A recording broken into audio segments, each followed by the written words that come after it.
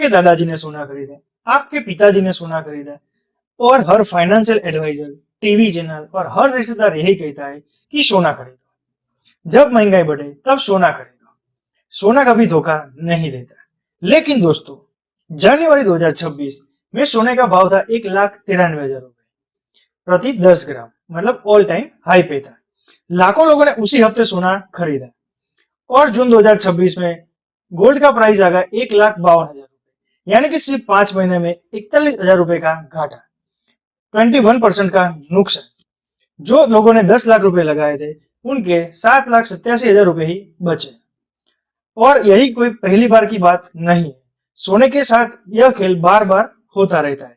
1980 में, 2013 में, 2026 में। अगर आप सोचते हैं कि सिर्फ सोना खरीदने से आपके बचत या आपके पैसे सेफ है, तो यह वीडियो आपके लिए है, क्योंकि असली गेम अब बदल चुका है और जो नहीं समझे वो पछताए। जरा एक सेकंड के लिए पीछे जाइए।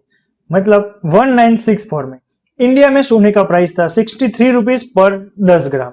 आज 2026 में वही सोने का भाव है 1,52,000 प्रति 10 ग्राम। 60 साल में 2400 गुना की बढ़ोतरी।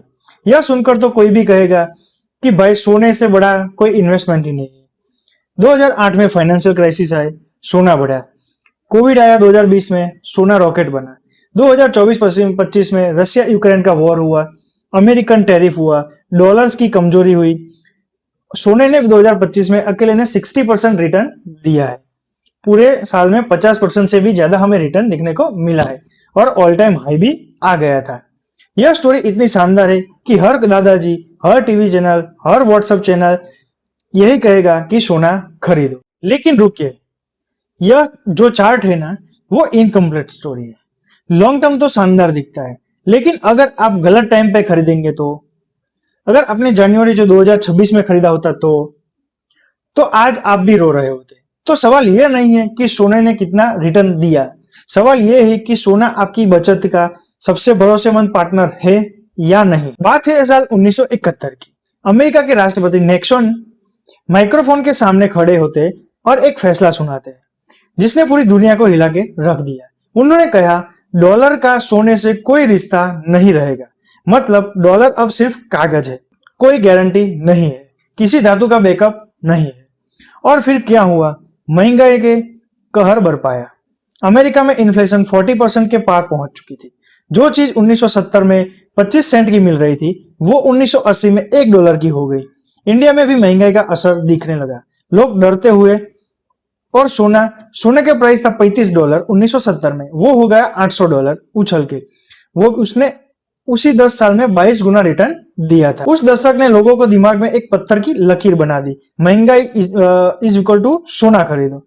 यह सोचने पीढ़ी दर पीढ़ी चलती रही, फाइनेंस की किताबों में लिखी गई और हर दादाजी अपने बच्चों को यही बता रहे थे कि जब भी कुछ ऐसा हो, मतलब वॉर हो या तो फिर कुछ महंगाई बढ़े, तो सोना खरीदो। और इसी मिथ में लाखों लोग फंस गए। और एक बात, 1980 से लेकर 2000 तक पूरे 20 साल जब दुनिया ग्रोथ में थी, इन्फ्लेशन कम था, इकोनॉमी अच्छे से चल रही थी, तो सोने ने रियल टर्म में नेगेटिव रिटर्न दिया था उसी 20 साल के बीच। तो ये भी एक चैप्टर है कि जो आपको समझना चाहिए कि जब मार्केट स्टेबल होता है, जब दुनिया स्टेबल होती है, तब आपको गोल्ड में कोई रिटर्न नहीं बना। जनवरी 29, 2026 इंटरनेशनल मार्केट में सोने ने छुआ $5,589 का प्राइस, ऑल टाइम हाई।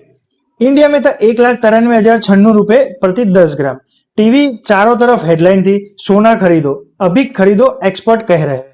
$6,000 का टारगेट, $8,000 का टारगेट भी तब लोग बता रहे थे और लाखों लोगों ने उसी हफ्ते पे सोना खरीदा। और आज जून है 2026, सोना है 1,52,000 के आसपास। यानी जिसने जनवरी में सोना 1,93,000 रुपए पे खरीदा था 10 ग्राम, आज उसको 41,000 रुपए का सीधा नुकसान। अगर किसी ने 10 लाख लगाए थे तो उसके 7,87,000 रुपए ही बचे।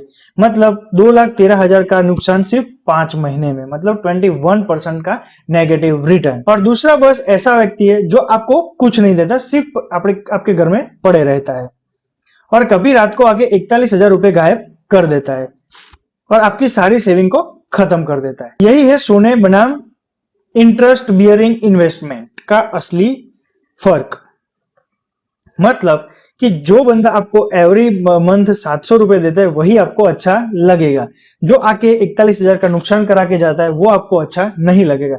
मतलब कि यहाँ पे ये बात हो रही है कि इंटरेस्ट बियरिंग इन्वेस्टमेंट जो होता है आरबीआई का, मतलब कि जो इन्फ्लेशन बढ़ता है उसी हिसाब से आपको उसमें एक फिक्स और गारंटेड रिटर्न मिलता है, तो वही एक अच्छा इन्वेस्टमेंट है जो लॉन्ग टर्म में आपको अच्छा रिटर्न देता है। यहाँ सबसे बड़ी बात है जो कोई नहीं बताता, 2026 में इंडिया का इन्फ्लेशन था 3.21%, आरबीआई का टारगेट था 4%, मतलब आरबीआई के टारगेट से भी इन्फ्लेशन नीचे था।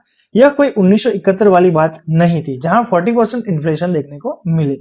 आज की महंगाई सप्लाई चेन की वजह से, मतलब सप्लाई चेन टूटने की वजह से, या ऑयल के प्राइस बढ़ने की वजह से, या कहीं पर वॉर होती तो उसी की वजह से, या जियोपॉलिटिकल शॉक्स की वजह से होती है, तो वो जो होता है वो आरबीआई अपने इंटरेस्ट रेट कंट्रोल करके कंट्रोल कर लेती है इन्फ्लेशन को।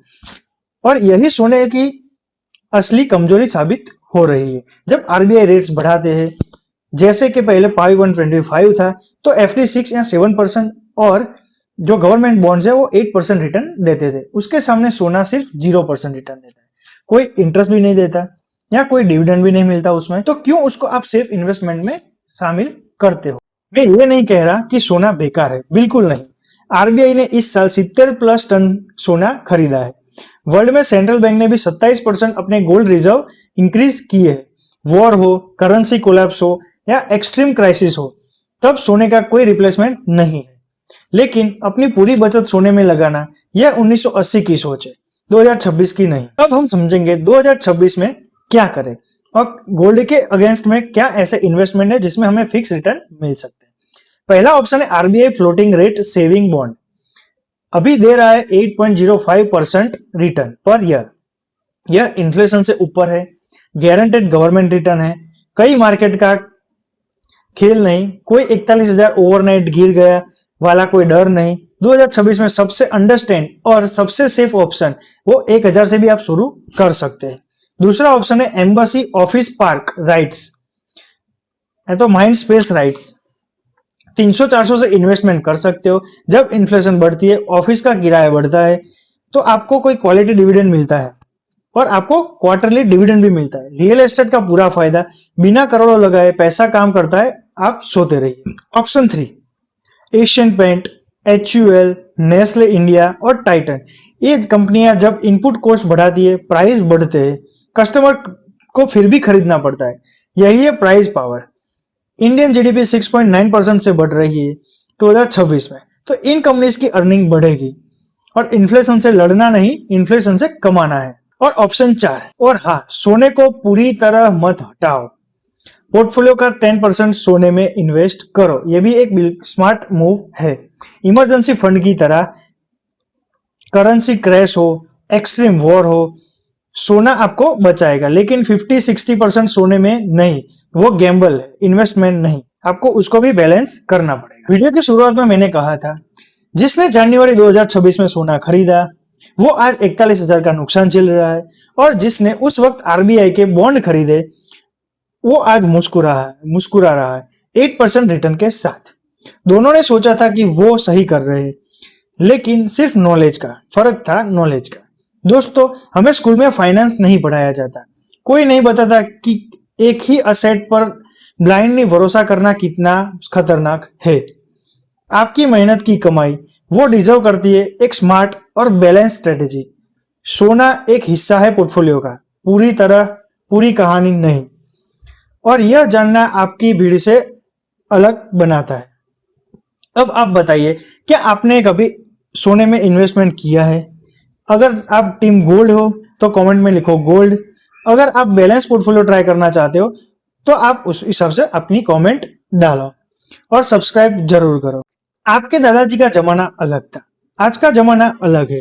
पुराने नियमों से नई दुनिया में खेलोगे तो हारोगे। नई सोच, नई स्ट्रेटेजी, यही 2026 की ताकत है। मिलते हैं अगले वीडियो में।